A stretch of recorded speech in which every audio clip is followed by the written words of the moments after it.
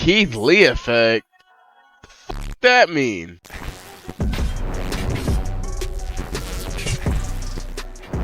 Imagine you own a restaurant, and the difference between having a line of hungry customers out the door every day or your establishment looking like a ghost town is based on the experience of one man. That one man is not a professional food critic nor a culinary expert, but millions of people around the country treat his word like gospel. That is the Keith Lee effect. Keith Lee is either Batman or Joker when it comes to restaurant owners. But once you hear his story, you will understand why he has such a cult-like following. It's much deeper than a guy who has decent taste buds. Keith Lee is a man who failed at the one thing he was actually good at. Then at his darkest moment, he refused to give up and created a meteoric influence in an industry he had no business being in. Keith described himself as a very small child who felt the need to display his dominance to overcompensate for his short stature. His bad behavior led to him getting expelled from every school in the Detroit, Michigan area before attending a charter school as a last resort, where he barely managed to graduate the 8th grade.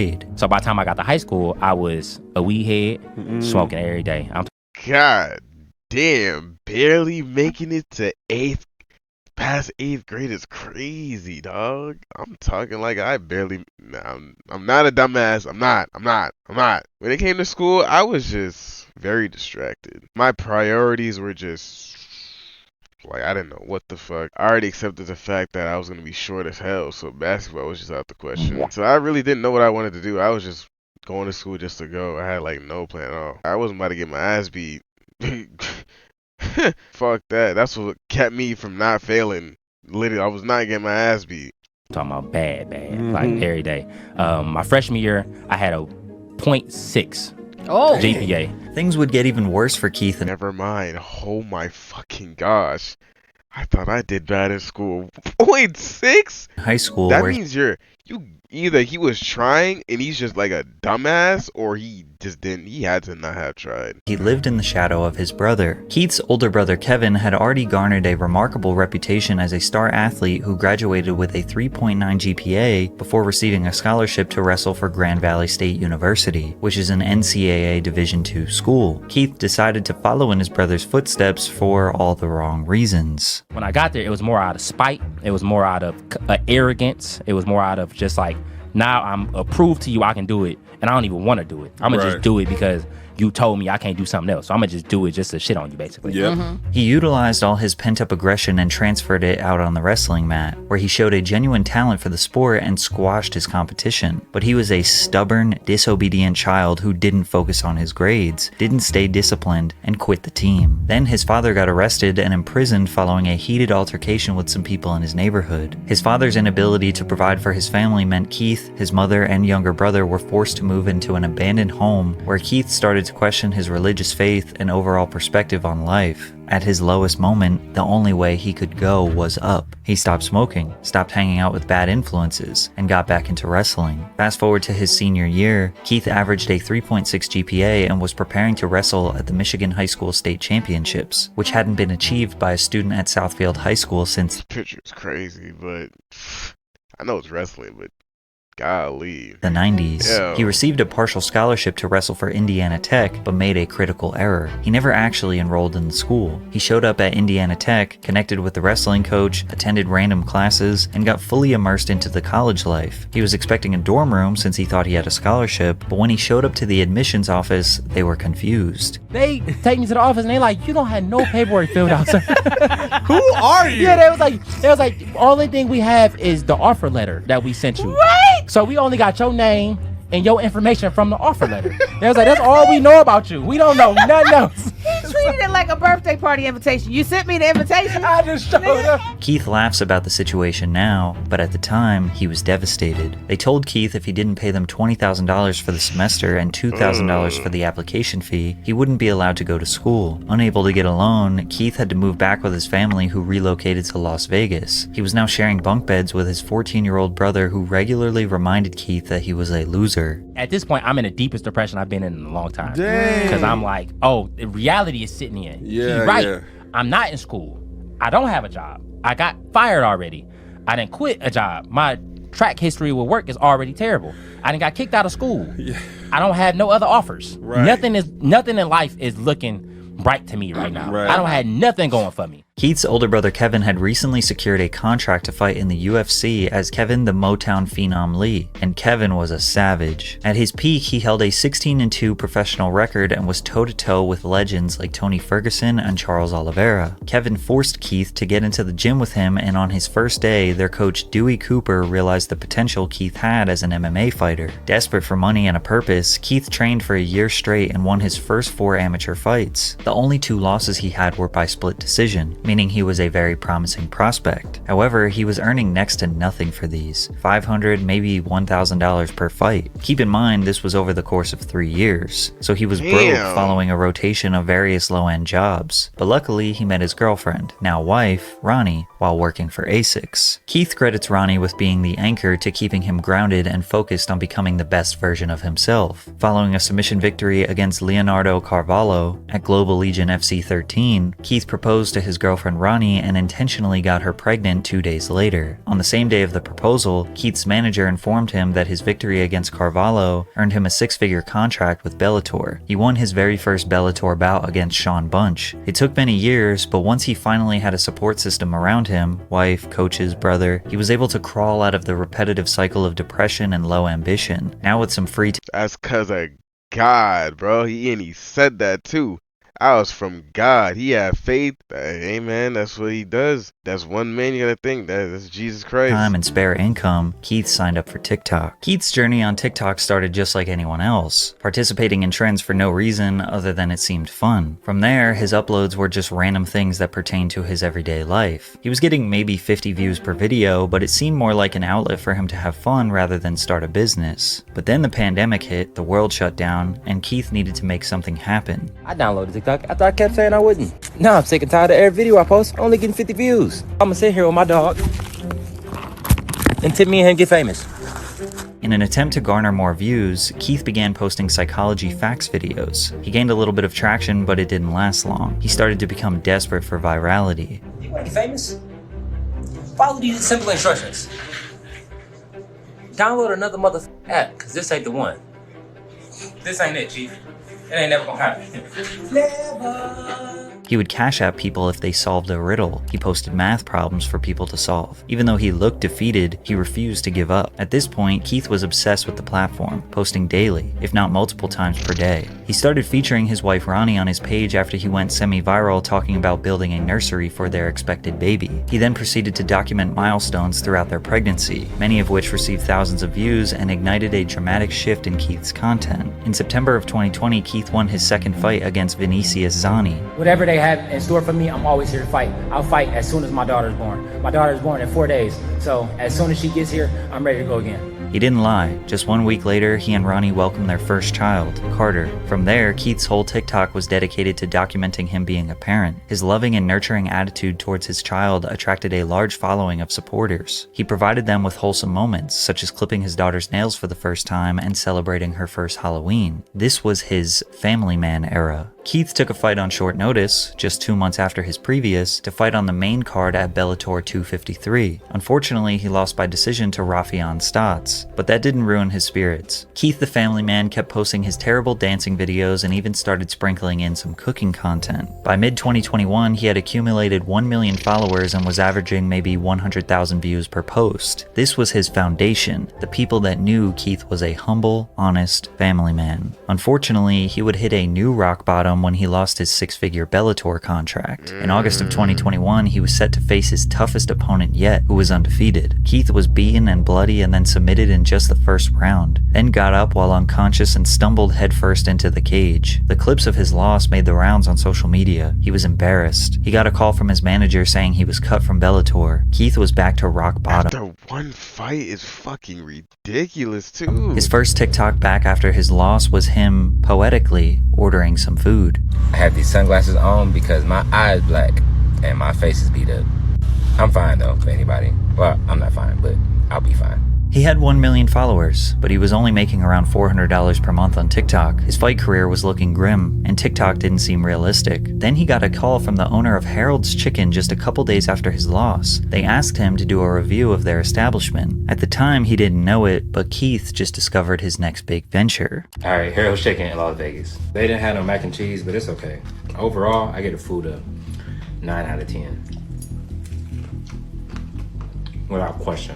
Following his review of Harold's Chicken, Keith made food reviews as a side quest on his page. However, his main focus was on family vlogs and cooking content. He was still largely referred to as the cooking guy, regularly being asked about his cooking content during interviews. In January of 2022, his wife became pregnant with their second child, and they desperately needed to find another source of income. He started doing more and more food reviews, but they weren't that organized, and he was very generous with his ratings. We are sitting outside of Firehouse Sales because today we are doing an official food review. This has the perfect amount of spice. Like my tongue is tingling a little bit. I got that feeling on my lips. You still taste all of the flavor. Yeah, that boy went professional with it. Yo, you guys say, yo, that is crazy. 10 out of 10. From that first review to this is a dramatic change. Keith says he leaned on his faith and prayed something good would come from this TikTok thing, and it did. In June of 2022, he signed a brand deal with Wingstop worth 6 figures, the same amount he had lost from the Bellator contract. He successfully was making a career on TikTok, but it was about to get a whole lot better. His food reviews slowly started to become his main content because his brutal honesty was very entertaining. Altogether, this food was $50, and the customer service was terrible. The lady at the front where I was picking up was really rude, like extremely rude. I had to call back and get her name. I think she lied because she answered the phone like I didn't recognize her voice and said, "Hold on, let me go get the girl." You the girl. Then in October, the popular YouTube channel People vs. Food approached him to collaborate on their channel, and he accepted. This channel has over 12 million YouTube subscribers, and he knew the exposure would help his TikTok career immensely. By the way, double check if you're subscribed to my channel. I asked my wife what I should post on my page to make people not only come and watch, but actually follow, and we decided to post one full review every day. The first got like 11 million views. From there, Keith's entire content shifted to strictly food reviews. He has only been doing it full-time for 1 year at this point, but he never could have predicted what was about to happen next. While most high-profile food critics only pay attention to high-end restaurants that are too expensive for most, Keith shifted that focus onto affordable, small, family-owned restaurants that were easily accessible to the public, or fast food/popular affordable food chains. He even went out of his way to give a chance to establishments that were struggling financially. However, Keith doesn't consider himself a food critic. His reviews feel and look like one of your friends giving you a casual breakdown. A typical review would be him ordering 3 or 4 different items on the menu, like a family of 4 would, then tasting every single item and rating it from 1 to 10. He often throws in other notes like their customer service or additional information that is relevant to the experience. I got it. Let's try it and rate it 1 through 10. I spent $23.84 on 3 bao buns and a drink. But bro, that's what they look like. Customer service, delightful. It was a very short interaction, but the guy who worked at the front was really nice. And the actual building itself, very aesthetically pleasing. It made me want to eat. What? Wait a minute, bro. Personally, it was lacking spice, so the add of the salsa took the tacos itself from a 9 to a 9.7. That's one of them ones. Even when he gives a negative review to the food, he will provide more context so it doesn't come off as unfair. He often goes out of his way to leave massive tips, sometimes hundreds of dollars to workers that give him good service. Since he had already built a strong foundation during his family man era, there wasn't He's doing this in 1 year. The amount of fucking deals that dude got is ridiculous, man.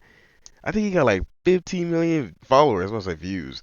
Necessarily one viral review that changed his life. His growth has been steady, and along the journey, his audience latched onto his down-to-earth attitude, I unwavering. think the viral ones was when like he was sitting in his daughter's chair. That's when I first saw him. I don't think he was like, no, he was pretty big. I found him when he was at like what, 2 mil, 3 mil? Love for his wife and kids and Random. dedication to God. But even if you don't know about his past, after watching a few videos, you can just feel he is a kind and genuine man. They didn't care about Keith not being technically qualified nor having a depth of culinary knowledge. He thinks what sets him apart is his values. I stand on my integrity, I stand on my values, and I don't allow those to be wavered or to be shook shook no matter the amount of money, the opportunity, or the people I'm surrounded by. With nearly 10 million loyal followers, a full-time dedication to quality reviews of local or less popular restaurants, a phenomenon dubbed the Keith Lee effect would take over Las Vegas, then all over the USA. One of the first beneficiaries of the Keith Lee effect was a local food truck called 303 in the Cut. In November 2022, Keith's review blew up and garnered over 35 million TikTok views since its initial upload. Keith confirmed their cheesecake sandwich was a 10 out of 10, and the next night, 303 had people waiting in line for over an hour, wrapped around the corner for their food. The owner said they doubled their income in one day, and it stayed that way for over a year. One Las Vegas pizzeria he reviewed, Frankincense, made headlines for attracting lines around the block because Keith gave their wings a 10, pizza a 9.8, and garlic knots a 9.2. However, it wasn't just the food. It was Keith's interaction with the owner, Frank, that made people want to support him even more. If I don't like the food, I gotta tell you, I'm not trying to be malicious. And he was like, I'm gonna be real with you too. I need help. Yeah, that hit me here. He said the food is delicious. He has great reviews on Yelp. The only bad reviews is that he don't close the time it says that he closed on Google. The time it says he closed on Google is 1 a.m. He was like, I literally can't afford to open that late because we don't get that much business. Frank, if you're watching this, I'm gonna be completely honest. You are an amazing man from what I saw. I appreciated your time and I appreciated your conversation.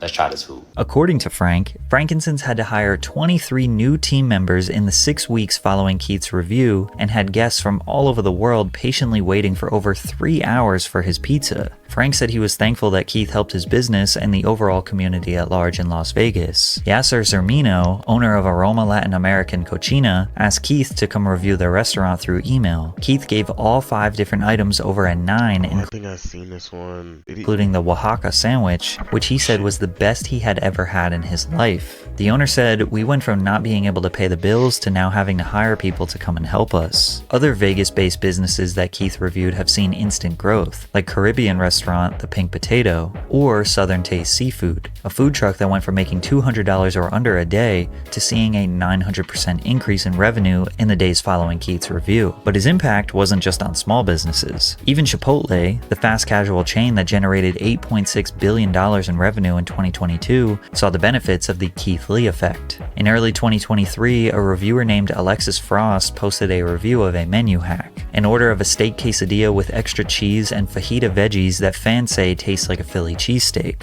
Keith reviewed it and gave it a 9.8. Then chaos ensued. Chipotle workers all over the country were overwhelmed with the tens of thousands of people. Oh my gosh, I know niggas was in that bitch crying and nose running when they had them orders. Lord have mercy. I don't really eat, I was gonna say KFC, my black ass.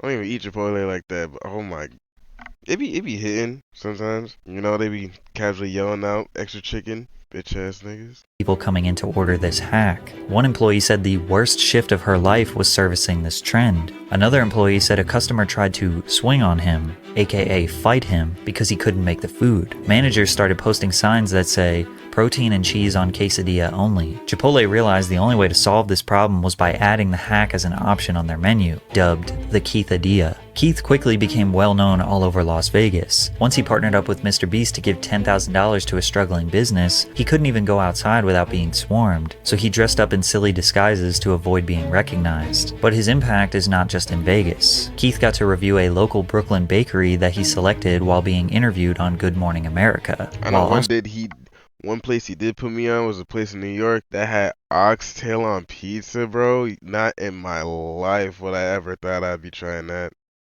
Shit was hard.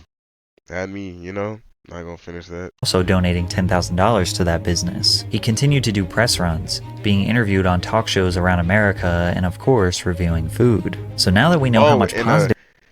In that Egg Benedict, bro. Oh my gosh, that shit looks so bomb. I know there's one in my state now. I'm about to go try that shit. Impact Keith can have on a business when he likes the food. What about when he doesn't like the food? Well, unfortunately, the entire city of Atlanta would find out about the negative side of the Keith Lee effect. In October 2023, Keith announced to his nearly 15 million TikTok followers that he and his family were traveling to Atlanta, Georgia, and needed some restaurant recommendations. He had previously made videos in Detroit, Chicago, New Orleans, New York, and Los Angeles, but Atlanta's food scene is entirely different. different, which prompted a lot of mixed reviews from Keith. The drama first began when Keith visited the Atlanta Breakfast Club, where he wanted to take the food to go, but they didn't have anywhere to sit and wait for the food. So instead, they decided to dine in, but the restaurant wouldn't allow them to sit down at a table and be served unless the entire party was there. Upon finding out that they were charged $1 for butter at a breakfast place, it was just an annoying cherry on top. Little did Keith know, it was about to get worse. Keith posted his review of The Real Milk and Honey, however, he didn't actually get any food. Firstly, he tried to call ahead and order. They don't accept call-ins. You can only order on the DoorDash app. But DoorDash said that they were closed. So they drove to the establishment in the middle of the day and the employees said they were closed for deep cleaning, while there were customers walking in and picking up orders. Then Keith walked into the restaurant and they recognized him and immediately attempted to serve him since he is famous, to which he declined. Keith has always been very expressive that he doesn't want nor deserve special treatment from restaurants. These days he sends in his friends and family to do orders so he doesn't receive bias from the establishment. He wants his experience to match any ordinary person. I've personally never seen a restaurant have a rules list, but the Real Milk and Honey have a ton. We guarantee great food. Everything else is left to chance. We do not provide individual checks. 18% gratuity added to parties of 5 or more or checks larger than 100. I remember I seen this rules, but that's still crazy to me. 18% added, like, by force is crazy. $5. No reservations, unless you're Barack Obama. No parties larger than 4 on days that end in Y. Keith was clearly frustrated that a business would change the rules when it benefits them, but he didn't want people to attack the Real Milk and Honey because he had a bad experience. However, the internet, being the internet, started attacking. There was actually another restaurant called Milk and Honey whose owners were receiving death threats in the DMs because of people confusing them with the other restaurant. But if you had any sympathy for the Real Milk and Honey, it would be gone once you saw their response video they uploaded to TikTok. Did you see this Keith Lee video about the Real Milk and Honey? And who is this Keith Lee? Daddy, you don't know Keith Lee? Yeah. No. The owner tried to look cool and pretend like he didn't know the entirety of social media is destroying his business, but it only made people want to support their business less. To add insult to injury, Keith reviewed the bodega positively, which is directly next door to the Real Milk and Honey, which resulted in a line of customers skipping the Real Milk and Honey to wait in line for the bodega. But the shenanigans continued. Keith reviewed another ATL restaurant called Old Lady Gang, but again, did not get any food. He tried to call their number, no answer. Tried to order on DoorDash, said they were closed. He sent his family into the physical store to do takeout. They said they don't do to-go orders on the weekends, but the wait to dine in was 1.5 hours and they didn't take reservations. Instead of leaving, Keith decided to walk in where he was recognized and immediately they offered him a seat, skipping the entire hour-and-a-half wait, to which Keith denied because he didn't want any celebrity treatment. This is exactly how it is for us regular ATL folks. Imagine them telling you your wait time is 1.5 hours, then someone else comes up and sits immediately. Keith left and visited Toast on Linux, where he didn't plan on doing a review but arrived to a 2.5 hour wait time. When he politely left, the entire staff walked out and offered him a seat immediately, to which he denied again. There were videos that went viral of him in the parking lot seemingly arguing with the staff, but he was just letting them know that he didn't want to skip the line. But Keith's experiences are not just unique to him. Cardi B spoke on the subject on an IG Live. I feel like Atlanta restaurants, they don't like to make money. I feel like they don't like people. They don't like their customers. They just don't fucking like it. First thing first, right? You could barely order in Atlanta restaurants. Like you go like, hey, I would like to make an order. Oh yeah, we don't take orders. We don't take orders. It gets to the point that I literally have to I have to tell like people that order food for me, like, can you just name drop my name? Because first and first, they don't do no pickup orders. They don't do deliveries. They just don't do shit. And of course, we got some hilarious memes from this whole situation. You walk in. Let me show you how it's done. Hello, sir. How are you today? May I take your order? You talk like that. We talk like that. Because Keith Lee is in town, bro. That boy Keith Lee in Atlanta now. Hey, y'all little boozy at restaurants? Y'all better get on your goddamn Zoom now. Hey, Milk and Honey? See, that was y'all ain't get for giving me attitude when I told y'all my partner was just down the street parking the car. Although most people were understanding of Keith's frustration with these ATL businesses, others, like ex-football player Chad Ochocinco, thought he was trying to tear down black-owned businesses. I don't like the critiquing of our restaurants and having people and talking bad about our goddamn businesses and like, dude, you know how hard it is, and I get it, Ocho, for us to even get in the food industry. What are the qualifications of being a food critic? go to a restaurant and do you like the food? Did you like the customer service? What was it like? Yes. What was the wait time like? That's all you got to do. At the end of the day, Keith just gives his honest opinion. You can't be on his ass because some people chose to pick favorites. Like, that's fucked up.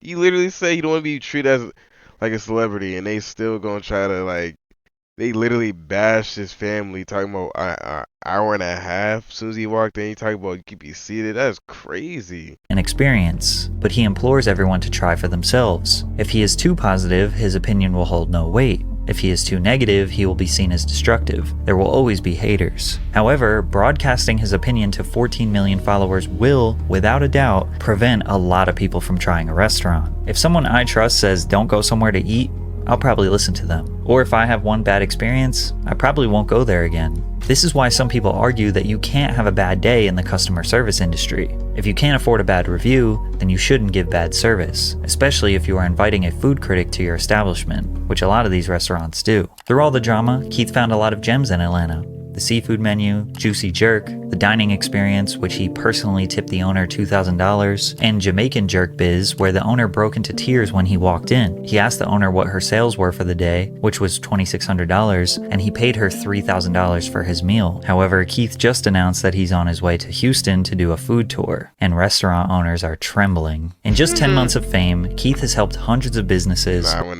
he went to New York and someone suggested him trying a salmon chopped cheese, y'all know y'all was cooked. Raised tens of thousands of dollars for charity, and continues to spread love and positivity during a time where we need it the most. Maybe from here he will start a food review show, or a cooking show, or maybe an app for restaurants all around the country that he recommends. As long as he remains the positive and wholesome man social media knows and loves, they will support whatever endeavor he chooses. Finally, the internet. Oh, hell no, not this bald bitch. Get her off my screen.